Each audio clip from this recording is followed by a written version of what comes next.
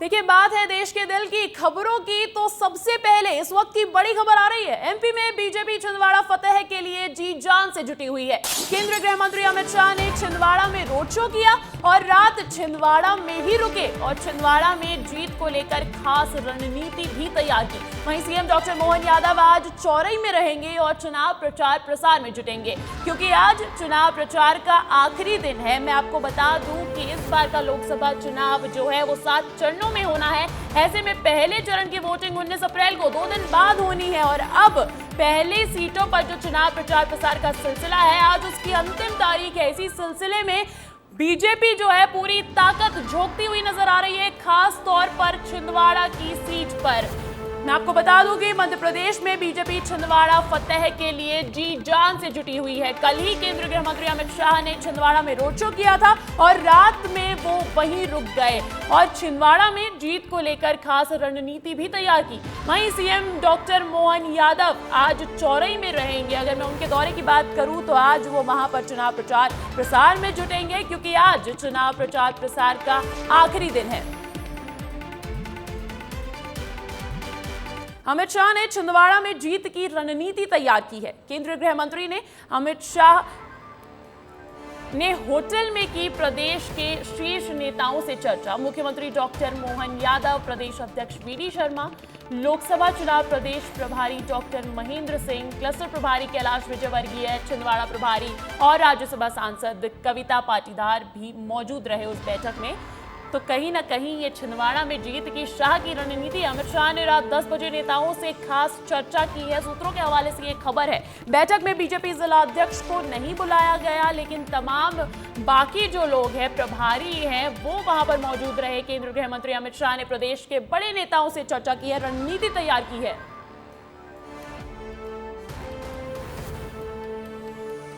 देखिए, छिंदवाड़ा से हमारे सहयोगी दुर्गेश साहू जुड़ गए हैं। दुर्गेश, छिंदवाड़ा इकलौती सीट है जहां कांग्रेस काबिज है, वहां बीजेपी की पुरजोर कोशिश उसे भी अपने नाम करने की।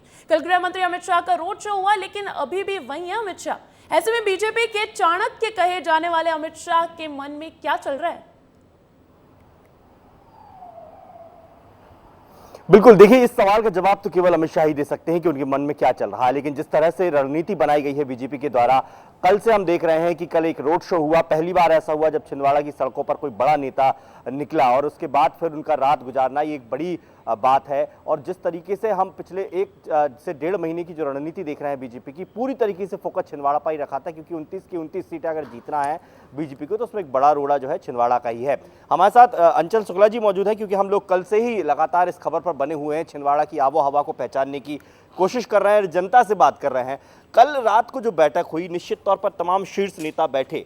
बैठक की कोई आधिकारिक जानकारी नहीं है, लेकिन ये इतना तो तय है कि अमित शाह जी रुके तो कुछ ना कुछ तो करेंगे। देखिए दुर्गेश, जिस तरीके से देश के गृह मंत्री कल 120 किलोमीटर का सड़क मार्ग का सफर तय करके और छिंदवाड़ा पहुंचे, मौसम खराब होने की वजह से हेलीकॉप्टर से आना संभव नहीं था, लेकिन इसके बाद कार्यक्रम रद्द भी किया जा सकता था। लेकिन छिंदवाड़ा कितना महत्वपूर्ण है भारतीय जनता पार्टी के लिए, इस बात से आप अंदाजा लगा सकते हैं। और इसके बाद फब्बारा चौक से लेकर के और मंदिर तक जो लगभग 720 मीटर का ये सफर तय किया, रोड शो का पूरा बाजार जो हृदय स्थल है छिंदवाड़ा का, उसको उनने नापा और इसके बाद एक बड़ी बैठक आयोजित की गई। गुप्त बैठक थी वो, जिसमें क्लस्टर प्रभारी कैलाश विजयवर्गीय और प्रदेश के यशस्वी मुख्यमंत्री डॉक्टर मोहन यादव, प्रदेश अध्यक्ष वीडी शर्मा और साथ में जो यहाँ के जिला अध्यक्ष थे उनको नहीं बुलाया गया।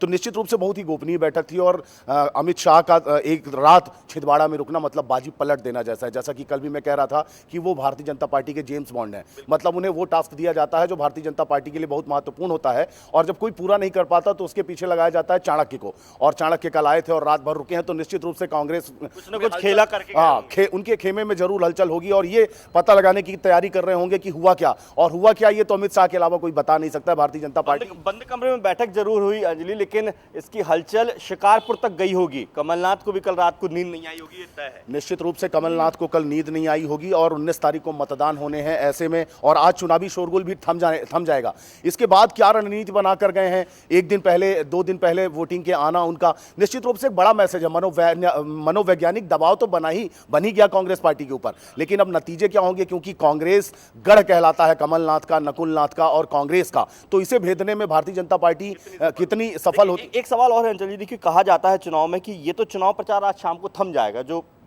पारदर्शी चुनाव प्रचार होता है, लेकिन अब वो प्रचार होता है जो कहते हैं कि बिल्कुल मतदान के दिन तक, आखिरी समय तक प्रचार होता है। क्या उसकी रणनीति बनाई होगी कि अब आने वाले 48 घंटों में कैसे करना है डोर टू डोर कैंपेन, कैसे साधना है लोगों को, जनता तक कैसे जाना है? ये साइलेंट किलर जिसको कहते हैं, वो कुछ ऐसा काम होने वाला है। निश्चित रूप से उन लोगों को जिम्मेदारी दी गई, पूर्व पदाधिकारियों को बैठक में बुलाया गया, क्लस्टर प्रभारी थे, प्रदेश के लोकसभा प्रभारी महेंद्र सिंह थे, तो निश्चित रूप से सारे रणनीतिकार और सारे वो जिम्मेदार लोग थे जो मध्य प्रदेश की जिम्मेदारी जिनके कंधों में है। तो अब ये रणनीति जरूर बनी होगी और आज जब चुनावी शोरगुल थम जाएगा, इसके बाद से शुरू होगा जो नरेंद्र मोदी को 400 पार का नारा लेकर चल रही है भारतीय जनता पार्टी और अमित शाह, इस पर जो यहां पर मंत्र देकर गए हैं, चुनावी जीत का जो मंत्र देकर गए हैं, उस पर काम शुरू होगा। एक बात और हमने कल महसूस की थी, यहां पर बहुत चर्चा आई थी कि पूरे छिंदवाड़ा में दो तरह की बीजेपी देखने को मिल रही है, एक बंटी साहू की और एक वो बीजेपी जो पुरानी थी या जो कांग्रेस के कार्यकर्ता आए हैं। तो ये दो बीजेपी की भी भनक अमित शाह के कानों तक जरूर गई होगी और संभवतः शायद उसकी भी चर्चा हुई होगी, क्योंकि अब ये मैं कह सकता हूं कि शायद ये आखिरी मौका है बीजेपी का, क्योंकि इतनी किलेबंदी इसके पहले ना कभी हुई है और ना संभव है इसके बाद कभी। आपने दुर्गेश पूरे एपिसोड में कल एक चीज़ जरूर ध्यान दी होगी कि बंटी विवेक साहू जो भारतीय जनता पार्टी के प्रत्याशी हैं, उनका कोई फोटो नहीं नजर आया, ना तो वो प्रधानमंत्री अमित शाह नरेंद्र मोदी जी के साथ और ना ही अमित शाह के साथ। दीपक सक्सेना की फोटो कहीं ना कहीं देखने को मिली। तो एक विभीषणी सेना लगी हुई है जो अभी कांग्रेस से भारतीय जनता पार्टी में आई है, और एक बंटी साहू या पुराने भाजपा कार्यकर्ता जो है। ये चीजें जरूर आपको 30,000-35,000 वोटों के अंतर से पिछली बार चुनाव प्रचार की प्रक्रिया थम जाएगी, शाम को थमेगी, शाम होने में अभी वक्त है और ऐसे में गृह मंत्री अमित शाह अभी भी वहां मौजूद है। तो अब उनका क्या कार्यक्रम रहने वाला है? बिल्कुल अंजलि, देखिए तकरीबन 9 से 9:30 के बीच में उनका निकलना है छिंदवाड़ा से। उसके पहले जानकारी आई है कि मंदिर जाएंगे, वहां पूजन अर्चन करेंगे और फिर सीधे उसके बाद हेलीपैड निकलेंगे और वहां से फिर आगे की ओर बढ़ जाएंगे। तो अब आखिरी एक से 1.5 घंटा बचा हुआ है और जैसे हम लोग चर्चा भी कर रहे थे कि रात गुजारी है तो कुछ ना कुछ ज़रूर कहानी घड़ी होगी और उस कहानी का असर अब आने वाले घंटों में कितना पड़ता है ये चुनाव परिणाम बताएंगे। लेकिन निश्चित तौर पर अमित शाह का ये दौरा, ये रोड शो, ये रात्रि विश्राम, ये केवल छिंदवाड़ा सीट तक का इसका असर नहीं होगा, इसका असर होगा पूरे महाकौशल की सीट पर। देखना होगा कि किस तरीके से आगे की रणनीति पर बीजेपी काम करती है। जी बिल्कुल दुर्गेश, बहुत बहुत शुक्रिया आपका तमाम जानकारी के लिए। और इस वक्त की यही बड़ी खबर है कि आज पहले चरण के लिए थम जाएगा चुनाव प्रचार प्रसार का सिलसिला। 19 अप्रैल को है पहले चरण का चुनाव और मध्य प्रदेश की 6 सीटों पर चुनाव होना है। कौन सी है वो 6 सीट, वो भी मैं आपको बता देती हूँ। छिंदवाड़ा, बालाघाट, मंडला, जबलपुर, सीधी और शहडोल, ये वो 6 सीटें हैं।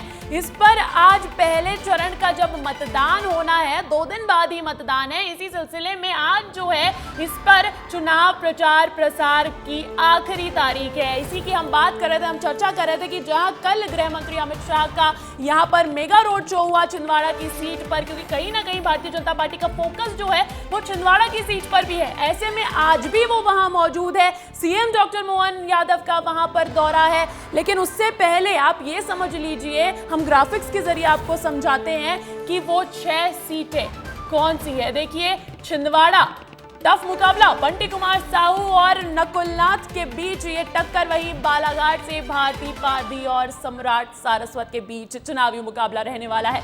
जबलपुर सीट की अगर मैं बात करूं तो आशीष दुबे भारतीय जनता पार्टी की तरफ से और दिनेश यादव कांग्रेस की तरफ से हैं। और मंडला से फग्गन सिंह कुलस्ते वर्सेस ओमकार सिंह मरकाम का ये कड़ी टक्कर का मुकाबला रहने वाला। ये वो 6 सीटें हैं जहां पर पहले चरण का मतदान होगा। सीधी से राजेश मिश्रा वर्सेस कमलेश्वर पटेल और शहडोल की जो सीट है वो हिमाद्री सिंह, भारतीय जनता पार्टी वहां से उम्मीदवार है और कांग्रेस पार्टी की तरफ से फुंदेलाल मार्को। लेकिन जो खास नजर है वो छिंदवाड़ा की सीट पर है। छिंदवाड़ा के इस मुकाबले पर है बंटी कुमार साहू वर्सेस नकुलनाथ, क्योंकि कांग्रेस पार्टी वहां पर काबिज है। इकलौती सीट ही मान लीजिए, लेकिन कहीं ना कहीं भारतीय जनता पार्टी को संशय तो है उस सीट को लेकर। इसीलिए तमाम तैयारियां छिंदवाड़ा को लेकर चल रही है। कल ही गृह मंत्री अमित शाह का वहां पर मेगा रोड शो था और अब जो है वहां पर आज जहां चुनाव प्रचार प्रसार करने का अगला दिन है, इस वक्त भी अमित शाह वहीं मौजूद है।